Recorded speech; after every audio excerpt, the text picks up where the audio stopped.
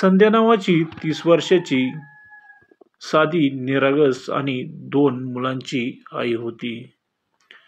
तिचा नवरा राजेश शहरातील कारखान्यात काम करायचा. सकाळी 7ला घराबाहेर पडायचा आणि रात्री उशिरा परत यायचा. बाहेरून पाहिलं तर संसार खूप सुखी दिसायचा. पण घराच्या भिंतीच्या आत संध्या एकटी पडत होती. तिला हवी होती कोणाची तरी सोबत, कोणाशी तरी संवाद, कोणाची तरी मायेची नजर, जी तिला राजेशकडून मिळत नव्हती. संध्या स्वतःशीच बोलत असायची, आयुष्य असं रिकामं का वाटतंय? नवरा आहे, मुलं आहेत, तरीही काहीतरी हरवल्यासारखं का वाटतंय? तिच्याच शेजारी विक्रम नावाचा 28 वर्षाचा एक देखणा अविवाहित तरुण राहत होता. संध्याची त्याच्याशी ओळख झाली. सुरुवातीला साधंच बोलणं चालू होतं. हळूहळू दोघांमध्ये हसणं चालू झालं. विक्रम हळूहळू संध्याला भेटवस्तू आणू लागला. विक्रम संध्याच्या आयुष्यामध्ये हळूहळू रंग भरू लागला आणि संध्या विक्रमसोबत स्वप्न पाहू लागली. तिला वाटू लागलं, हाच आहे जो मला समजून घेऊ शकतो. त्याच्या डोळ्यामध्ये आकर्षण होतं. त्याचे शब्द एकदम गोड होते. संध्याला हवं होतं ते सर्व विक्रमकडून मिळत होतं. विक्रम तिला बोलायचा, ताई, तुम्ही रोज इतकं काम करता, स्वतःसाठी वेळ काढत जावा. संध्या त्याला लाजत बोलायची, आता त्यासाठी वेळ कुठे? संसार, मुलं आणि नवरा कधीच घरी नसतो. विक्रम हळू आवाजात बोलतो, जर तुम्ही परवानगी दिलीत तर मी तुमच्यासाठी वेळ देऊ शकतो. हे सुरू झालं होतं चेष्टा मस्करीतून, परंतु ते आता पूर्णपणे सत्यात उतरलं होतं.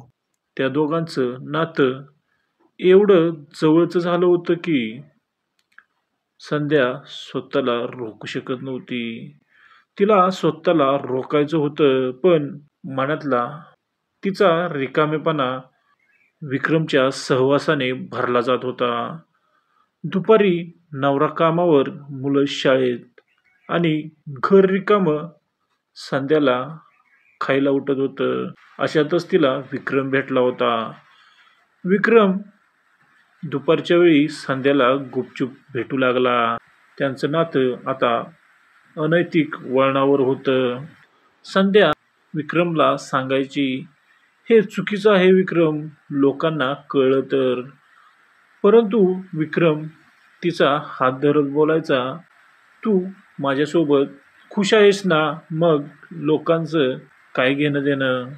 गावामध्ये कुजबूज सुरू झाली. लोक म्हणू लागली, संध्याने विक्रमचं काहीतरी आहे. राजेशकडेही हळूहळू खबर पोचली. एके दिवशी राजेश अचानक घरी पोचला.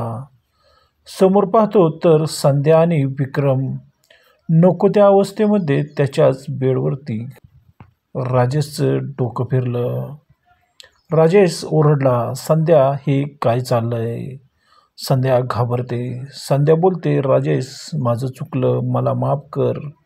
परंतु विक्रम उठतो आणि राजेशला बोलतो, ती तुझ्यासोबत खुश नाही, ती माझ्यासोबत खुश आहे. राजेशला खूप राग येतो आणि तो बाजूलाच पडलेला लोखंडी रॉड उचलतो आणि राजेश आणि विक्रममध्ये झटापट होते. राजेश रागाच्या भरात लोखंडी रॉड विक्रमच्या डोक्यात मारतो. रक्ताच्या थारोळ्यात विक्रम जमिनीवर कोसळतो. संध्यासुद्धा बेशुद्ध पडते. आवाज ऐकून गावकरी जमा होतात. पोलिसांना कोणतरी कळवतं. पोलीस राजेशला अटक करून घेऊन जातात. एका चुकीमुळे 3 जीवांचं नातं उद्ध्वस्त झालं होतं. मित्रांनो, ही कथा सत्य आहे. अनैतिक संबंधांची सुरुवात नेहमी गोड असते, पण शेवट नेहमी कडू असतो. प्रेम जर मर्यादा ओलांडून गुन्ह्याच्या मार्गावर गेलं तर ते आयुष्य संपवतं. तुम्हाला काय वाटतं? संध्याचं चुकलं की विक्रमचं, की याच्यामध्ये राजेशची चूक होती? कमेंट करून नक्की सांगा आणि अशाच सत्य घटनांसाठी आमच्या चॅनलला सबस्क्राईब करा. भेटूया पुढच्या व्हिडिओमध्ये. तोपर्यंत जय महाराष्ट्र.